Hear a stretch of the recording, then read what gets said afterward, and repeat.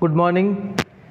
Welcome to APS online class. Urdu online classes में आपका इस्तकबाल है।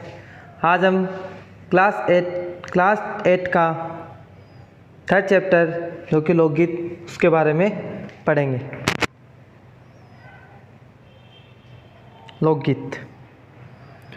लोकगीत उन गीतों को कहते हैं जो आवाम में बहुत मकबूल होते हैं और जिन्हें अक्सर आवामी गाते हैं। ये गीत छपी हुई किताबों में कम मिलते हैं। बहुत से लोकगीत ऐसे भी होते हैं जिनके बारे में हम ये भी नहीं जानते कि उनके खालिक कौन है। लोकगीत ज़्यादातर लोगों की ज़बान पर होते हैं और एक नस्ल से दूसरे नस्ल तक पहुंचते रहते हैं। लोकगीत अवामी जज्बात, उमंगों और तजुर्बों पर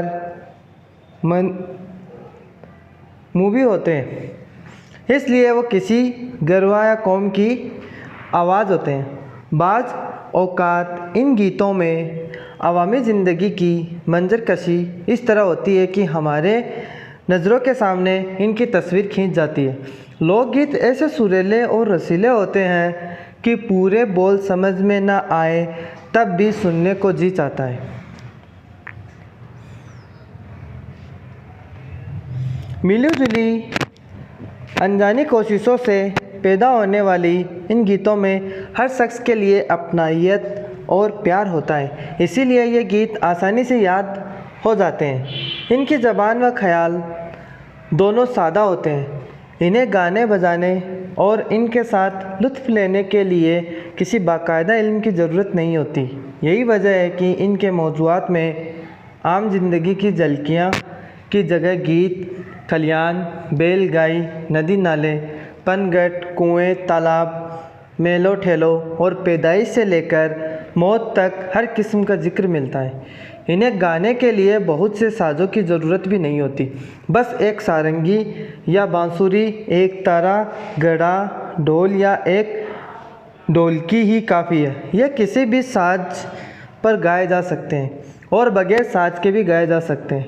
ठुमरी, दादरा, कजरी ये सब लोकगीत के अपने अंदाज है। बारहमासा भी एक मशहूर शक्ल है। जहाँ लोकगीत है वहाँ ज़िंदगी से प्यार है।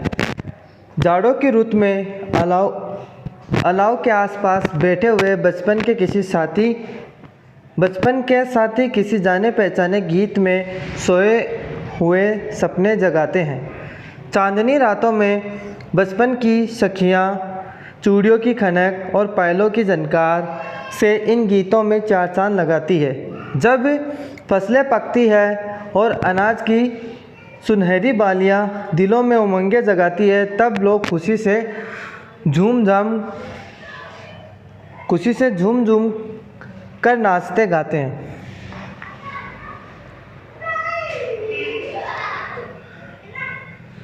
जब किसी लड़की की शादी होती है तो उसकी सहेलियाँ और दूसरी अजीज रिश्तेदार औरतें काहे को ब्याही बदीसी बाबुल मोरे निहारे छोड़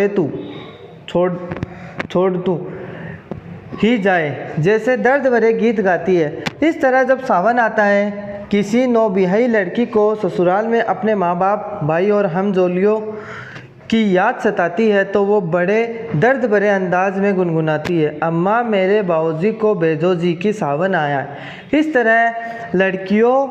तरह लड़कों की शादी में भी गाने गाए जाते हैं। लोकगीतों में देहात और कस्बात की समाजी ज़िंदगी के सारे रंग साफ नज़र आते हैं। अगर शादी का घर हो तो घर की सजावट, दूल्हा दुल्हन, मेहमानों की सज-धज, बारातियों के नाज नखरे, संबंधियों पर की जाने वाली चोटें और फप्तियाँ, सास ननद की तकरार, देवर भाभी की छेड़छाड़, रत जगे शहरे मुनते, रुखसती, झूमर, टीका, मेहंदी, उपटन, लाल बनने और हरियाली बनने का सारा लिबास और तमाम जवाहरात इनमें मौजूद है। बरसात का बयान हो तो बिजली, कोयल, मोर, कौवा, पपैया, नदी नाले, ताल तलैया, बाग बगीचे और झूले वगैरह सब शामिल है। और जानदारों का जिक्र हो तो गाय, भैंसे, मुर्गी, घोड़ा, गधा, कुत्ता, बिल्ली, मक्खी, गर्ज कोई गोशा ऐसा ना हो जो लोकगीत में ना आया हो। लोकगीत यूँ तो हर ज़बान में होते हैं, लेकिन शुमाली हिंदुस्तान की ब्रज भाषा अवधी और भोजपुरी में जो गीत गाए जाते हैं अवाम में उनकी मकबूलियत बहुत है। इनमें ज़बान न जानने वालों के लिए भी गैर मामूली कोशिश होती है। कश्मीरी, हरियाणवी, पंजाबी, बंगाली, मालवी और राजस्थानी लोकगीतों का बड़ा प्यारा अंदाज है। ख़ास तौर पर राजस्थानी लोकगीत तो अपने रक़्स और मौसीकी की वजह से ज़्यादा मकबूल है। कौन होगा जिसने राजस्थान का यह मशहूर लोकगीत पल्लो लटके गोरी को पल्लो लटके न सुना हो। टेलीविज़न और फिल्मों ने भी लोकगीतों को बड़ा रिवाज दिया है। इन लोकगीतों में हमारी तहजीब रची बसी है। यह आपका 3rd चैप्टर कंप्लीट। अब इसके सवाल जवाब। पहला है मायने याद करो। अवाम होती है आम की जमा, आम लोग। मूवी, मुख्तसर या बुनियाद पर। औकात वक्त की जमा। खालिक पैदा करने वाला, मुराद लिखने वाला। मंजर कशी, मंजर खींचना, लफ्ज़ों में मंजर की तस्वीर खींचना। पनघट, वो कुआं या बावली जहाँ से पानी भरा जाता है।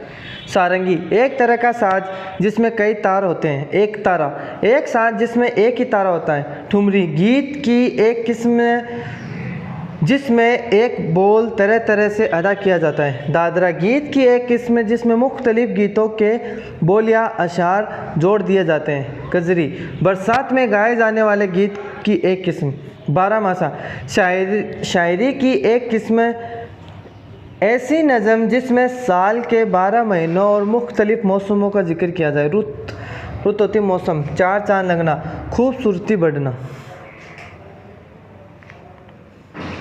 रत्ती जगे, रात को जागना। शादी ब्याह खुशी के किसी तकरीब में रात भर जागना और खुशी से झूमना। मकबूलियत, कबूल किया हुआ, पसंदगी।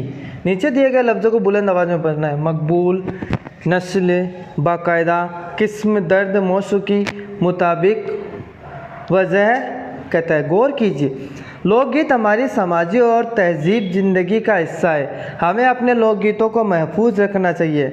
हमारे लोकगीतों को जमा करने का काम सबसे ज़्यादा मेहनत और तवज्जो के साथ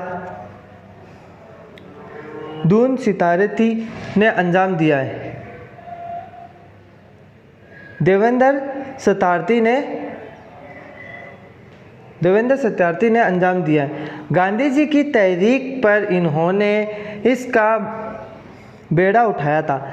जिंदगी का बहुत बड़ा हिस्सा इन्होंने लोकगीतों के तलाश में गुजारा। मुल्क के दूर दराज इलाकों में घूमते फिरते एक आम अंदाज के मुताबिक इन्होंने अपनी ज़िंदगी में तकरीबन 3 लाख लोकगीत जमा किए थे।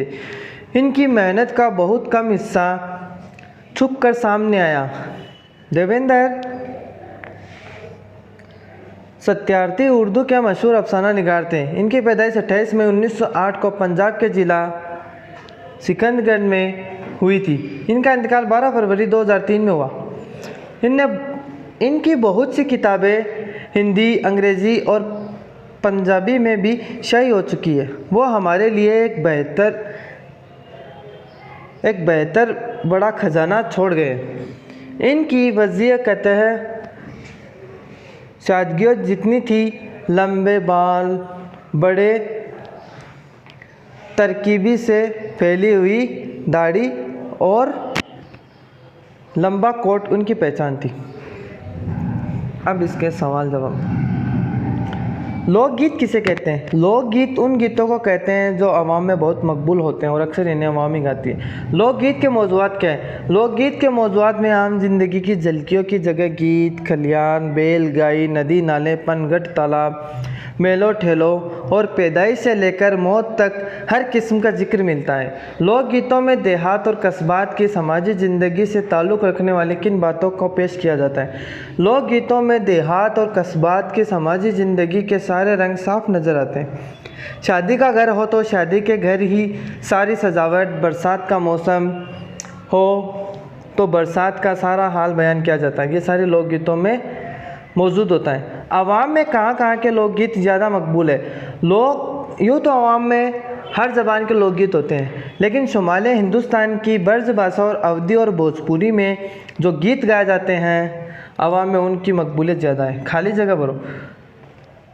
पांचवा क्वेश्चन आपका खाली जगह है, तो इसको आपको मुनासिब अल्फाज से भरना है। और छठा क्वेश्चन है, अल्फाज को जुमलों में इस्तेमाल करो। मंजर कशी, कोशिश, चार चांद लगना, खुशी से जुमना। इन अल्फाज का इस्तेमाल कर कर आपको एक जुमला बनाना है। सातवां क्वेश्चन है वाहिद और जमा। ख्यालात ख्याल, खतरात खतरा, सवालात सवाल, जवाबात जवाब, मुकामात मुकाम, इमारात इमारत। ये आपका थर्ड चैप्टर 8th क्लास का कंप्लीट हो गया है।